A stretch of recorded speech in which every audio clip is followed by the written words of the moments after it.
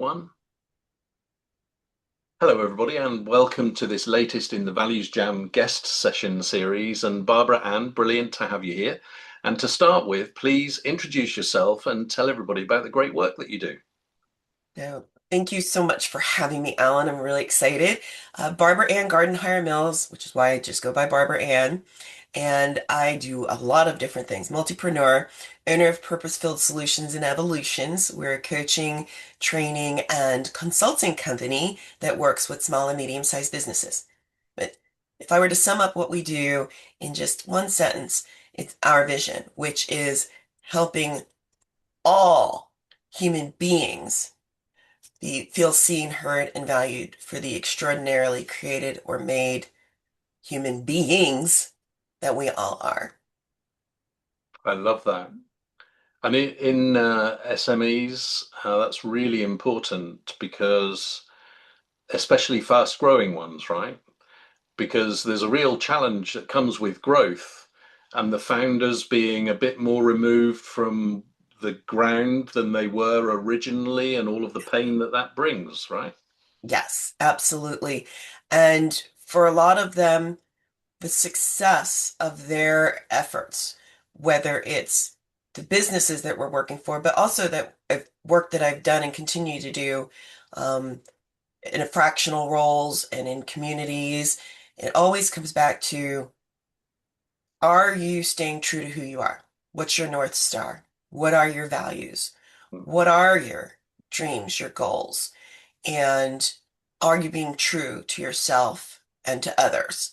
Are you being authentic with yourself and others? Are you caring for yourself and for others? How are you showing up in the world? And those who succeed are those who hold true. And as Jim Collins wrote in Good to Great and Built to Last, and a lot of those companies lost sight of who they were, Yeah. and it showed in the fact that many of them aren't even here anymore. And that's what we're hoping not to happen with the entities that we work with. Mm. But it strikes just one follow up before we get into the values jam. It strikes me that it's kind of easy for us to agree that that should be the case, right? That people should be true to themselves. But I sometimes feel a bit guilty actually because I'm at a stage of my life when I can pretty much do that, but I don't have the pressures of bringing up a young family and holding down a couple of jobs and the cost of living and the political situation and all of that. So, what's your take on that? Don't get furious, get curious. Serious, and that is something that one of the people that I coach recently made her new mantra. And it's true. So much of all of that other stuff that happens around us is outside the scope of our control. Yeah, And we often engage in what would best be described as judgment of ourselves, judgment of others, and judgment of circumstances. And when you put that together with something that you can't control, it can feel very overwhelming and it can really impact how we show up in the world. It's normal, it's human, but it's also something that oftentimes we get stuck there too long. And so a huge part of navigating all of the stuff, and I'm here in the United States, and there's a lot of stuff going on here that people once said would never happen here. And here we are. yeah, And I'm sure other countries felt the same. And or work environments where people said, what's going on? Ultimately, we can choose to get sucked into it, to let it overwhelm us, to let it affect us mentally, physically, and emotionally. And we can really struggle with everything else that we're doing. Or we can take that moment to pause and reflect and mourn on it so that we're not just ignoring it, and then move forward with what we can do and focus on that yeah. and less on what we can't do. And that applies to everything from politics to other things that are going on in the world, um, to things that are going on with our own families or our own lives.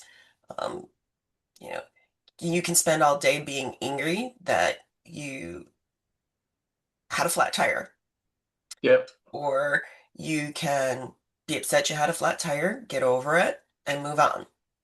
You could be really upset that someone said something really offensive to you, and you can spend a week being angry and upset about that. But who's that really hurting?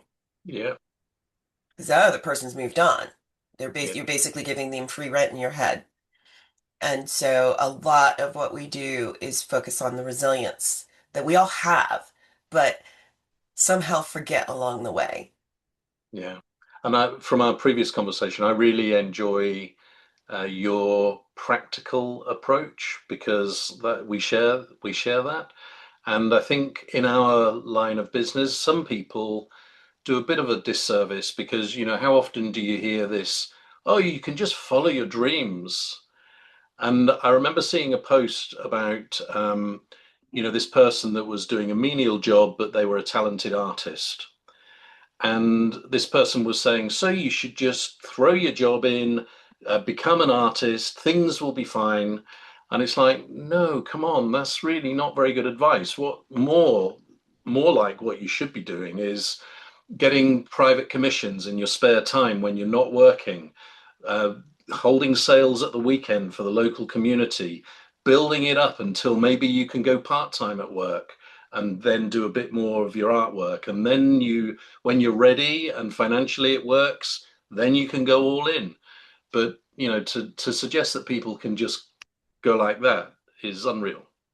And in fact, yeah, it's actually really bad advice. Yeah. Um, and I can give better statistics in the United States, but like almost 50% of new businesses fail in the first year Wow. because they make decisions like that. Yeah.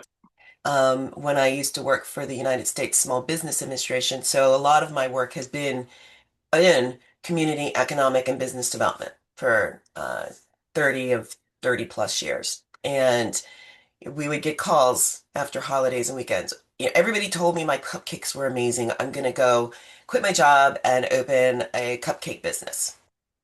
Have you ever actually worked in a bakery? Your passion is different. Now, it doesn't mean that you won't succeed, Yeah. but maybe you should try it on the side first, or Yeah. at least do a part-time job so you know what you're getting into. It's so many people have really made spontaneous decisions based on well-meaning advice Hmm. that's not informed, Yeah. which is one of the reasons it gets back to why I love coaching so much, because coaching presumes you are actually the expert. You're just looking for uh, validation in many different things, um, or to be able to talk through what it is you really want, because sometimes there's a reason behind the reason, or what's the real why behind the why. Yeah. And For sure. and as I had with a, client this morning, we were talking about that. She was very frustrated at times that I didn't give her advice. She's actually on your side of the pond. And one of the things I said, if I had given you advice about these situations, I don't know you. I don't know your boss's boss, what we call skip level leader. I don't know your team. What if my advice failed? My job was to help you navigate to figuring out what the right decision was for you to move forward. And it worked because she's the expert in her. She just needed someone to be her little guide holding the map as she Yeah. moved through the process. Yeah. Oh, good. So let's see what card ValuesJam throws up for us. Okay. So first stage is I'm going to make how many piles in front of me? 3. 3 piles. Okay, that's easy to do. I'll make them different sizes. So pile one is on my left, pile three is on my right. Which number pile would you like? Center. So 2. Center. Okay. And this is the smallest pile. So we've got 3, 6, 11 cards in this. So a number between 1 and 11. 7. 7. So I go from the back. 11, 10, 9, 8. Oh, Kindness. Wow. Okay, that's cool. good choice. Good Considering how I choice. met you. Yeah, especially. It's like, wow. So, first question is in two stages. First, a more technical one. So, what does kindness mean? And then, secondly, a bit more freedom to imagine, which is around what does kindness look, feel, and sound like. So, if you're in more of a creative mood, we can start there. Or if you'd rather dive into the more technical, what does kindness mean? We could start there. Up to you. Hmm. Well, we can start with what kindness means to me. Yeah, Kindness to me is when you're interacting with someone, in addition to being civil, whatever the circumstance may be, is taking the time to see, hear, and value them just for who they are as a person. Doesn't, as a human. Everybody's a human being, whether it's positive or negative. Uh, Kindness is so easy. It really is not hard to be kind. And so in my world, the world that I try to foster, kindness is both a noun and a verb. It's a choice in terms of how you're going to see another person, regardless of how they're showing up, yeah. and how you're going to respond to that person versus react to them. That's a great start. So you kind of paraphrasing, it's meeting people where they're at, right? Without judgment. Hmm. Mine's similar, but maybe a bit more action oriented because I think of kindness as thinking like others for others. Hmm. So it's like first put yourself in the other person's shoes, then try and figure out what would either reduce their suffering or increase their enjoyment and do something and see what happens. Um, and that the other person also extends to the planet. You know, it's kind of if you're walking down the street with your plastic coffee cup, do you really want to throw it on the floor, or are you going to find a you call it a trash can, do you? to Mm-hmm. to put it Or a in. receptacle. Yeah, whatever. Yeah. And what about that more emotional and creative answer? So when you think of the word kindness, what images come to mind? What sounds come to mind? And what feelings come to mind? Compassion, a smile, a touch. Hmm. Taking the time to look the homeless person in the eye. Yeah, Asking someone not what are you doing, but how did you get here? What's really upsetting you? Getting curious. It's the phrase. Don't get furious, get curious. Um, how can I help you? Um, I love what you said about putting yourself in another person's shoes. 'Cause every single one of us has our own lens of experience. And we can strive to put ourselves in the other person's shoes and try and view things through their lens. I like to take it even further than that and ask them, try and create the opportunity for them to feel safe enough to tell me yeah, their story. Um, a lot of work that my company does focuses on understanding civility and inclusion and equity and diversity. And what's so important about that is making sure that the voices are elevated, that we're not speaking for people, we're uplifting their ability to use their own voices to speak for themselves. And so kindness, and it's interesting at its core, I agree. Like I said, it's both a noun. and a verb. Um,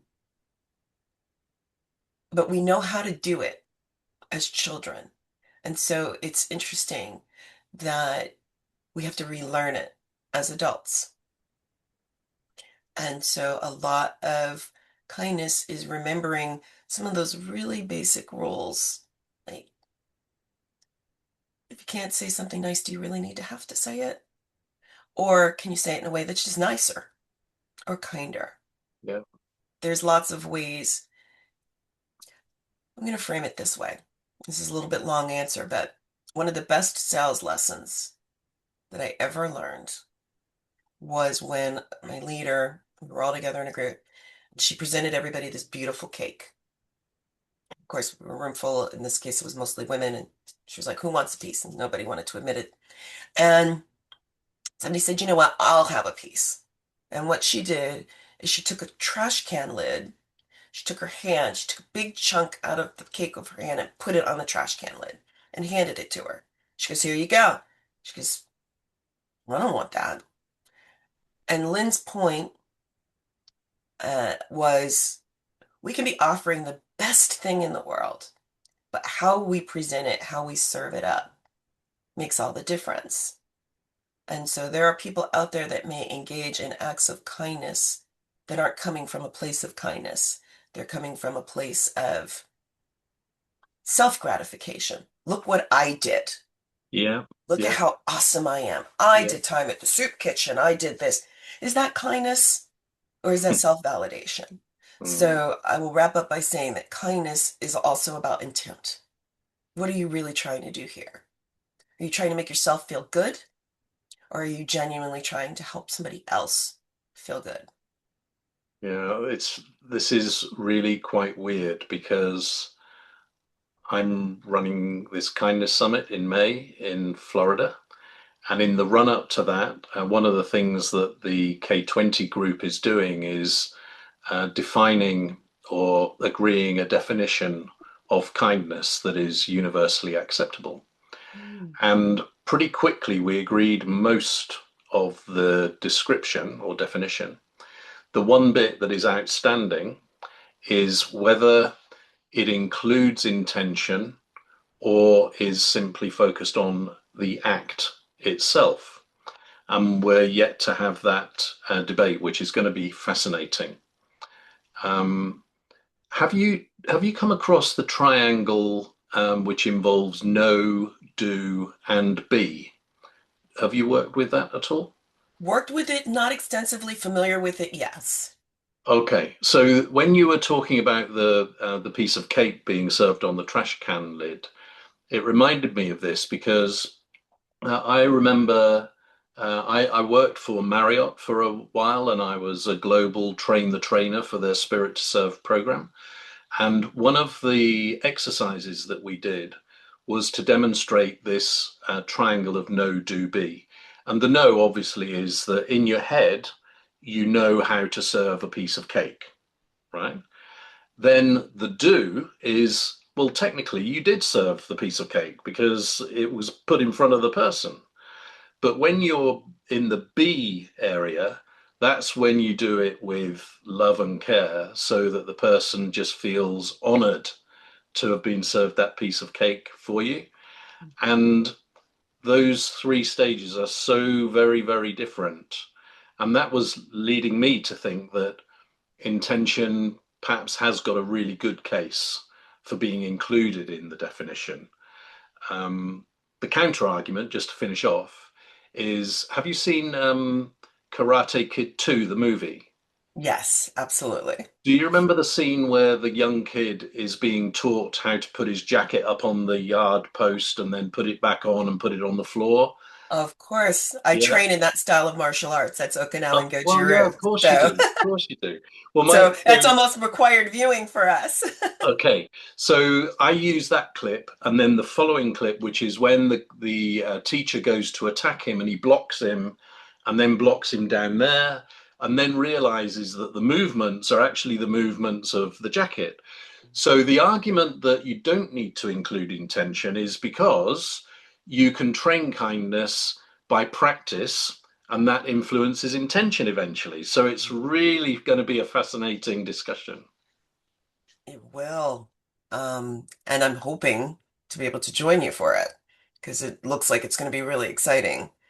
It's a fabulous program, and we've got some great activities as well. I can't remember whether we spoke about this on our previous call, but we all go to events, and sometimes, often, you go to an event and there's a parade of speakers on the stage. You don't get a chance to speak to these brilliant people either side of you, and then you go home with everything muddled up and blending into one, and being sad that you didn't get the chance to speak to these people. Mhm. So, all of our sessions in the program in May are interactive because it's kind of saying the people in the audience are just as important as the people that's leading the session, got just as much to bring to the party. And then we're deliberately practicing acts of kindness as well. So, for instance, some leaders from a senior living residence are attending. And what they're going to do is bring an anonymized list of their residents with them, with some interests against them, their anonymized name. And then the audience members are going to choose somebody according to their personal interests. And they're going to write a letter to the resident for the senior leaders to take back with them to present from our kindness summit. So, things like that being built into the program are going to be so good. Awesome. I love that. Now, I'm going to take us to the other side of the coin because people listening or looking at this might be thinking, well, Barbara Ann chose a good card there. They've got an easy ride with this one. So let's go to the opposite side. And I'm going to ask you, where have you noticed unkindness? Unkindness is all around us. And it is. And guess what? Sometimes even kindness can come out of unkindness when somebody realizes, because we are all human. And sometimes we react before we stop and pause and respond. Mm, Or sometimes somebody comes at us, as they like to say here, they came at me, and you have to take a pause because you react and then you go, wait, okay, nope, okay, take that moment and then regroup. Um, Kindness, lack of kindness is far more rampant, unfortunately, because negative often, what we call in positive intelligence, creates saboteur contagion. When somebody experiences negative, they're more likely to then respond with negative or continue to feel negative and mhm. engage in other negative activity. You know, simple things like when you have good service, you're likely to tell 3 to 7 people. When you have bad service, you'll tell 21. Yeah. You see it in algorithms. Every day we open our computer, we see lack of kindness that's built into algorithms Yeah. because what gets the attention of the algorithms is the inflammatory negative Hmm. wording Hmm. that is designed to cause a reactionary response. And so people do engage in a reactionary response. So I could give you any number of examples of negative behavior, lack of kindness.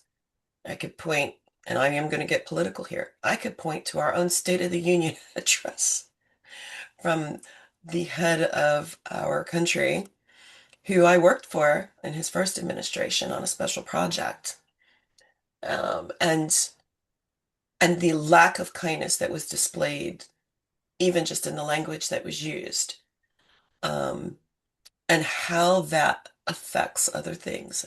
I can give the example of someone that I know through a business relationship who posted something very honestly about his Muslim faith and was massively attacked. Wow. He was just making a positive comment about the benefits of fasting, and people just started attacking him. And it can also talk about the person who is sitting on the side of the road with a sign, who's a veteran, and just wants a glass, just wants a bottle of water. And people say, go get a job. And he said, service disabled vet. They don't know that his benefits were just cut off. Yeah. There, I would love to say that we live in a world that operates from a place of kindness. But unfortunately, what we do see is a world that very much so operates in the opposite. And that's what makes conversations like this so important, because most of the people that are doing that are people who experienced it and continue to pass it on to Mm. everybody else. I mean, just listening to you describe it there makes me think about the question, why is that? Why do people feel the need to behave like that? And that's not a criticism of them. It's trying to understand the circumstances that they're in that mean that that is the end result. Because I think a lot of it, we not intentionally perhaps, but we've created it for ourselves by the systems and processes that we put in our society. And as a result, for whatever reason, people start to have a scarcity mentality, start to feel that they have to survive. And then, it's the equivalent of just lashing out all the time. And it's kind of not their fault, probably. They're just a byproduct of what we've created around people. Mm, absolutely. Hurt, as I sometimes say, a lot of say, hurt people hurt people. Yeah. And so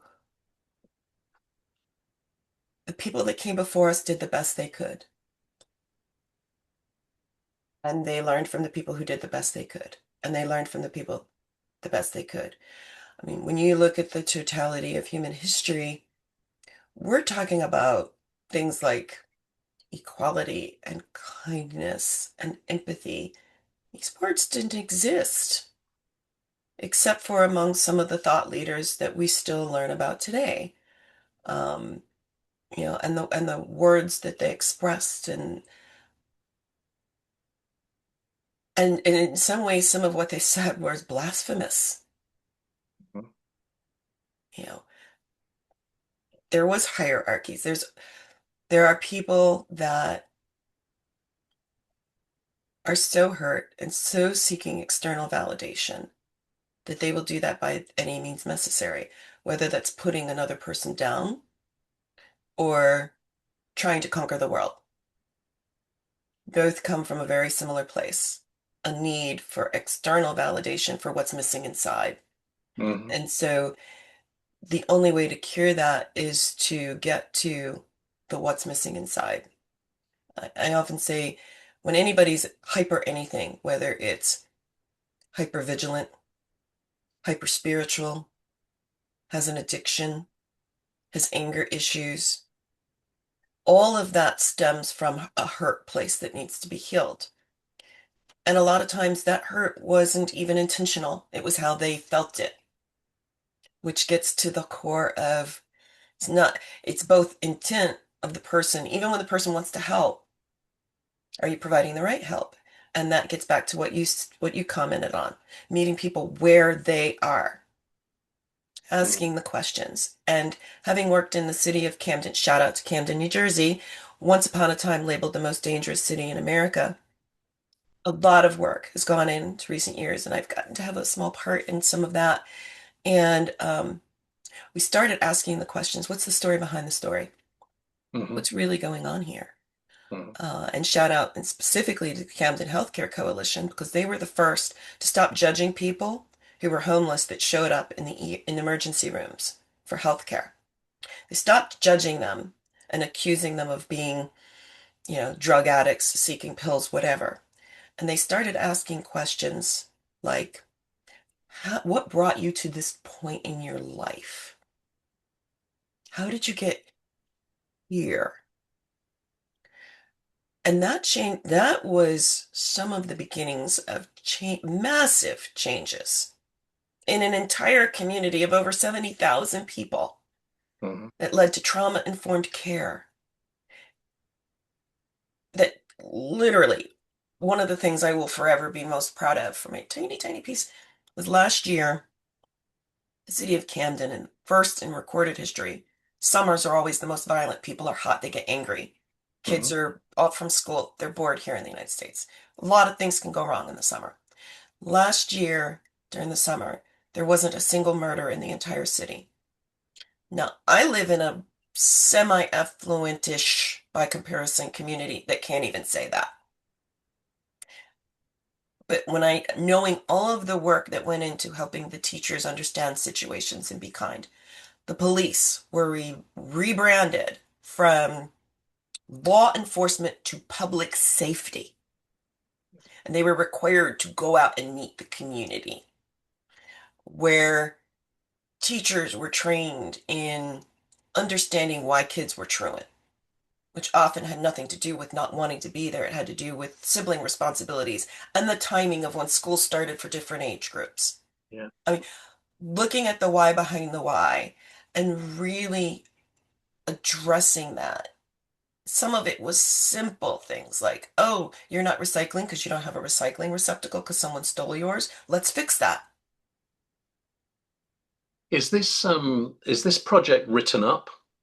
It is in some ways, but interestingly, probably some of the best coverage, because a lot of it's been archived by this administration, presidential administration, because a lot of this was part of an overall comprehensive program started under the Obama administration, continued under the first Trump administration, which is why I worked for the first Trump administration. And it involved the community had to lay the groundwork to then be awarded this opportunity to work with federal agencies all at once to invest resources and energy and time. And so there was mentoring. Um, Instead of making parents feel like they were less than, offering simultaneous these classes to help parents learn how to read and be able to help their kids with their homework. I mean, this was a massive lift. Don't get me wrong. Um, but the benefits of it were so significant. And interestingly, a television series here in the United States called The Rookie actually featured trying to replicate some of the work that had been done in Camden. They called it the Camden experiment. I'm happy to say that once you get 15 years into something, it's no longer an experiment. I would like to think that because we also used to say that the United States was the greatest experiment in democracy. Here we are coming up on 250 years, and we'll have to see how that goes. But The Rookie actually did a series of episodes where they were replicating what had been done in Camden. Because one of the things that actually scared some of us is when incidents that most people around the world know about what happened with George Floyd several years ago, Hmm. when protests erupted around the United States. Camden Police Force walked with the people. Hmm. There was no violent protests. Hmm. And that got a lot of attention. Imagine just setting aside whatever your beliefs or values might be as the chief of police and the others that made the decision. Because there's a blue code, what we call the blue code in the United States. You don't turn on your fellow officers. The fact that they made that choice to meet the people where they are were probably one of the biggest acts of kindness that they could ever have done. It came from a place of genuine caring because they had gotten to know the people. And it has continued to foster change. And I'm not saying that it's a utopia because it is not by any means. Every Hmm. community has its problems. Hmm. But punishing a child by suspending them from school because they can't get to school because they can't go until they're late. They get in trouble if they're late because they can't put their kid on the bus.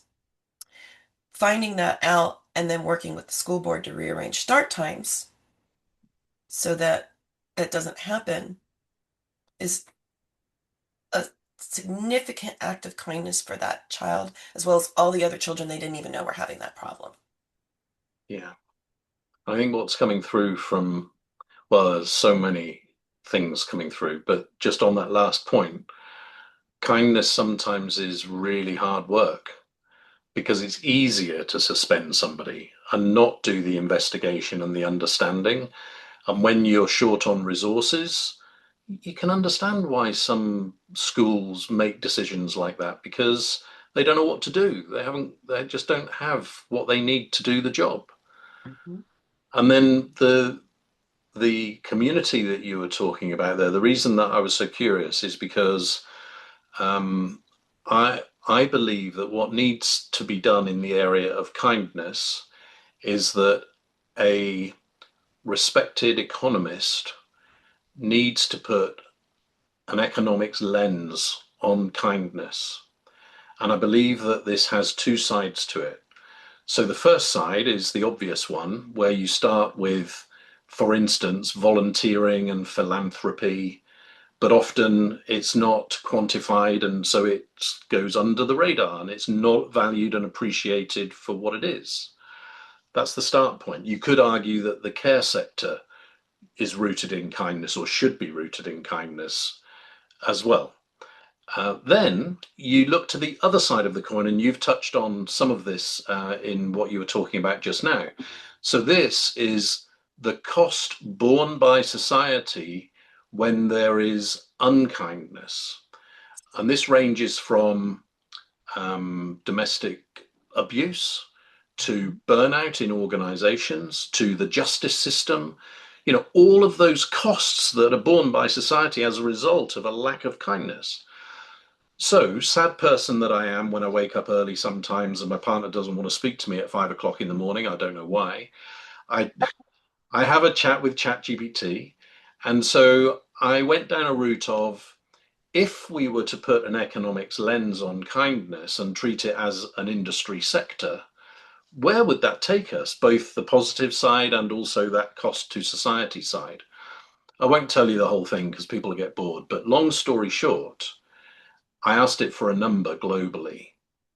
And what it said was if you were to put an economics lens on kindness, both the positive side and the negative side, globally, that conservatively would represent 2 to 3 trillion dollars.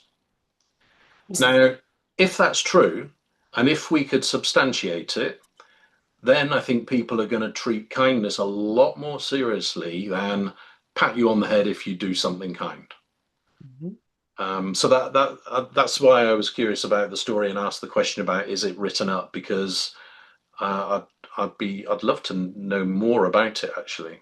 Yes. So anybody who wants to find out what they can, and probably asking AI is the easiest way because it can often Okay, retrieve archived. They would want to look up the Camden Promise Zone Initiative. promise zone. Promise Zone.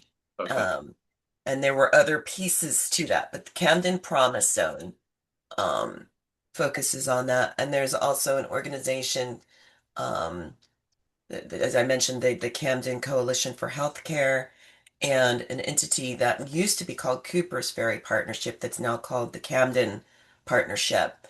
Um, these entities continue to communicate and work towards it.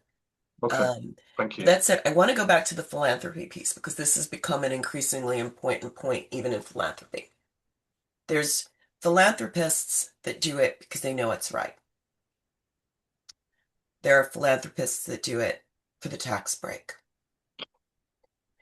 There are a lot of very well-intentioned people who work in charity, foundations, giving, that are doing it because they really truly care about the populations they serve. And then there are others that are doing it because it makes them feel good. And that's okay, as long as that's not the only motivating factor. Hmm. And having done a lot of work adjacent to and with that community, and um, A lot of time it doesn't come from a place of kindness. Yeah. It just Doesn't, doesn't.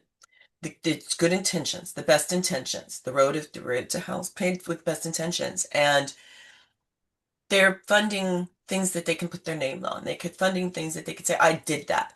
You know, the church that will go into the community one time a year, and they'll have a big, huge thing, yeah, and they'll give away turkeys, and they'll do this. Okay, well, where are you the other 364 days of the year? Oh, yeah. we're not giving But out food today. Like it. It True kindness comes from a place of expecting absolutely nothing in return. totally agree. Now, does the name Dan Pallotta mean anything to you? It does not. Okay, so if you Google Dan Pallotta charity YouTube, you will find a TED talk that he did, which I think you'll really enjoy. So what he talks about is how we've got charity all wrong. And he starts out, and if people don't agree with this, I don't want to offend anybody. I'm just sharing what he says. He says that charity was started by Calvinists in America who had done very well and were very wealthy, and it was a means of easing their guilt to give some of their wealth to others. And so, to your point about intention, that's not really a very good starting point, is it, No. for charity? Yeah, I always think back to the term noblesse oblige. Yeah, Those who have are expected yeah, to give to yeah, those who are lesser. And while the intent wasn't great, at least there was some level of, even though it was often done out of pity and sympathy and not empathy, because yeah. they're very different things. At least there was something. And we now live in a world where for a lot corporations, there are some that are still very much about that, and then there are those that they just do not care. I Well, mean, it is every person for themselves. They do not care. I mean, it is crazy. I'm gonna get really hard on this government. It is crazy that we live in a country where we will not punish people for breaking tax laws, engaging in fraud and real estate transactions, and normalize that and say, well, that's how all property investors do it. But we will go after somebody for lying and increasing their income on paper by $10 so that they can get money to feed themselves yeah, or get it's housing. I mean, we have got it so backwards here. Um, we live in a country where 90% of the tariffs are paid by people, and the companies are complaining that they want to be reimbursed for tariffs that shouldn't have been charged. Is that ever going to get passed on to the people that bought those products? No. And so the idea of, okay, now I'm going to do a fundraiser for coats for the hmm poor. Look hmm what I gave my old coat. Okay. Is that really kindness or is that guilt? hmm So it's a really great question to hmm ask. And I The would, o- the other key point that I remember, he talks about, and again, I'm not sure if it's the same in the US as it is in the UK, but here, people who run charities tend not to be paid particularly well. And so, what Dan Pallotta is saying is, why is it that we begrudge somebody who is leading a complex, important organization that is doing good in the world? Why do we begrudge paying them a good amount of money when we seem not to mind paying millions and millions of pounds to people who are running an organization which is causing harm in the world? yes. And yes, that is an issue that's been grappled here for as long as I've been doing the work I do. I can honestly say earlier in my career, I've served in roles where I probably could have qualified for some of the same benefits that the people that I was helping were getting. What's scarier, though, is we now have massive corporations in this country that literally have hotlines for their employees on how they can apply for benefits because they're not paying them enough. And then they go off and they have multi-million dollar weddings Yeah. Yeah. almost billion-dollar weddings and thank people for helping them go into space, but then have hotlines for how they can apply for housing assistance and food assistance and school assistance, and then support and people that want to cut that. You know, we talk about giving subsidies to farmers so that they can stay afloat, knowing that the companies that they get their equipment from are charging them such high interest rates and that they're in default, that the minute they get those subsidies, it goes to pay the very companies that are then not getting that are getting massive tax breaks. These are not acts of kindness. And we're kind of going off into another tangent, but all of that feeds into how we all treat each other Of because course it it does. it is all interpreted. If it's okay for that person to do it, then I'm going to do it too. Hmm. And nobody wants to think of themselves as lesser, so they always point to somebody else who might be, Yeah. and that makes them feel better. It's Yeah. how we keep races divided, it's how we keep classes divided. We Yeah. keep everybody pointing the finger at everybody else. Well, at least I'm not you. Yeah. At And you least I'm know, better than you. you were talking about the State of the Union the other day. The other point here, and in my work with corporate leaders, I use the term of the leadership shadow. And what this says basically is that the higher you are up in the organization, the longer the shadow you cast. And that can be positive and it can be negative according to your behavior. And at the end of the day, it's your choice how you behave.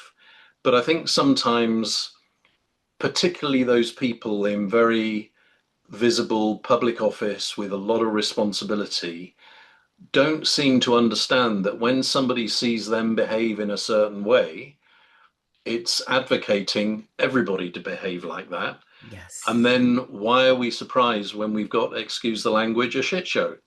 Yes. Yep.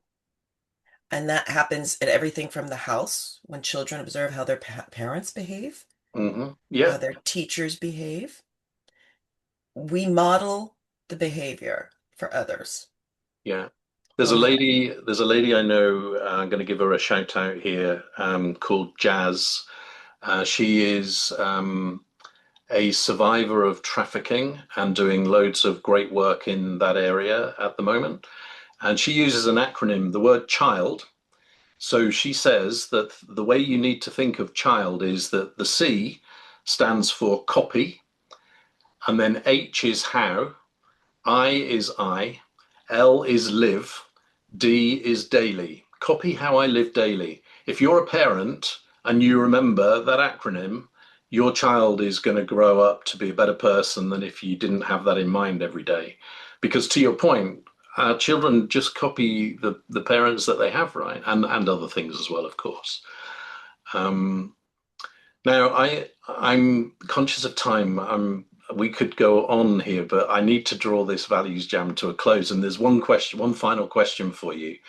So, what are you encouraged to do differently about kindness as a result of this conversation? For me, admittedly, this conversation's been more validating than anything. I think what I don't know that I will do anything differently, but this past year has been very hard. Hmm. As someone who won't get into the specifics, but I had a professor tell me I was very wrong when I wrote a paper about how this could happen back in 1989. Anybody who's been in recent podcasts with me in the last year knows the story. But basically, he told me that my analysis, that my sources were fringe, my analysis was flawed, and what you're saying could happen would never happen in the United States in 1989, and here we are. And I think what I would probably do differently or do more of is um, every day remind myself, because we're all human and we have those moments, kindness is a choice. So how am I going to choose? I may not be able to choose what happens. I may not be able to control. Control is an illusion anyway. As I Yeah, learned when I got my son, I learned control is an illusion the minute he was born. But every every engagement, everything we do, we have a choice. And so, am I going to choose kindness? Am I going to choose possibilities? Or am I going to choose, you know, something other than that? Am I going to choose a reaction versus a response? Am I going to choose to listen to understand and learn or listen to react?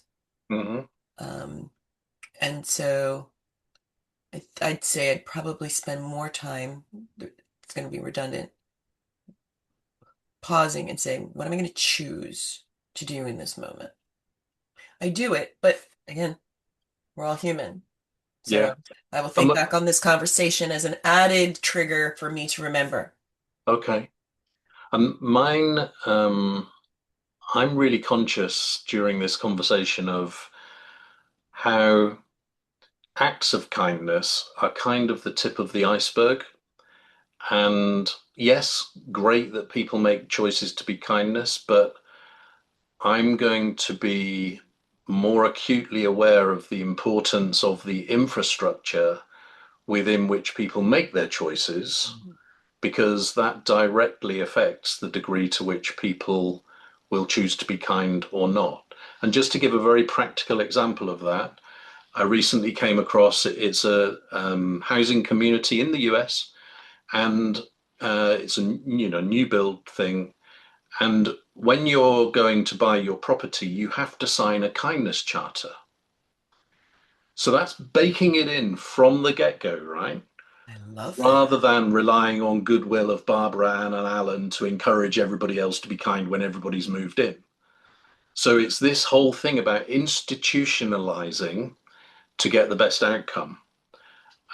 That's what I'm going to be more aware of. So thank you so much for today and for choosing that card, which is really top of my mind at the moment. So couldn't have been better.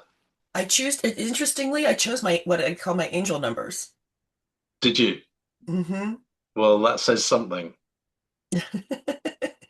So it was meant to be.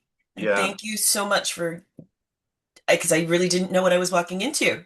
you For didn't. You anybody who's didn't. watching this replay, I really didn't. So thank you for a really unique way to talk about really important things. I really, really enjoyed the approach. And we'll have to do it again and see what card I get next time. Now, if I get Yeah. kindness again, then we'll know that there's definitely a greater force at work. Right. Thanks, Barbara Ann. Bye. Thank you. Bye.